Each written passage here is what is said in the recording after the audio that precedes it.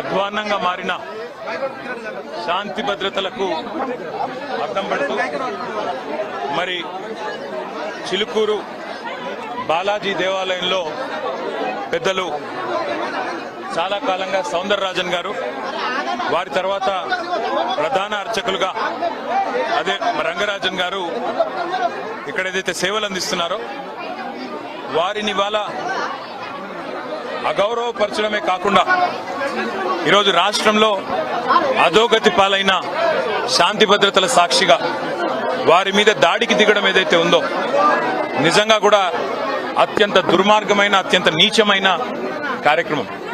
ఇది ఎవరు చేసినా, ఏ పేరిట చేసినా, ఏ ఎజెండాతో చేసినా శాంతి భద్రతల విషయంలో మాత్రం ఉక్కుపాదంతో వ్యవహరించాల్సిన బాధ్యత రాష్ట్ర ప్రభుత్వం మీదనే ఉంటుంది. ఇవాళ భగవంతుడి సేవలో నిమగ్నమయ్యే పెద్దలు రంగరాజన్ గారు, సౌందరరాజన్ గారి కుటుంబం పరిస్థితి ఈ విధంగా ఉంది అంటే మరి రాష్ట్రంలో శాంతి భద్రతలు ఎంత అధ్వానంగా ఉన్నాయో దీన్ని బట్టి చెప్పవచ్చు.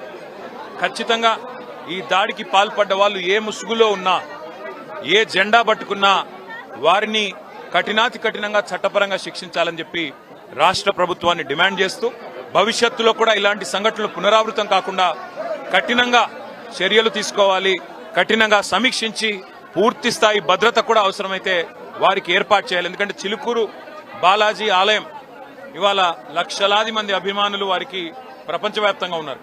అట్లాంటి చిలుకూరు బాలాజీ ఆలయానికి మరి గొప్పగా సేవలు అందిస్తున్న ఆ కుటుంబాన్ని సౌందరరాజన్ గారు కానీ, రంగరాజన్ గారు కానీ వారిని అవమానించడం అంటే నిజంగా కూడా ఆ స్వామివారి భక్తులను అవమానించడమే, ఒక దైవ భక్తుడిని అవమానించడం అంటే దేవుణ్ణి కూడా అవమానించినట్టే. కాబట్టి తక్షణమే ఈ విషయంలో కఠినాతి కఠినంగా భవిష్యత్తులో మళ్ళీ ఇట్లాంటి పునరావృతం కాకుండా చర్యలు తీసుకోవాలని ప్రభుత్వాన్ని డిమాండ్ చేస్తా ఉన్నాం.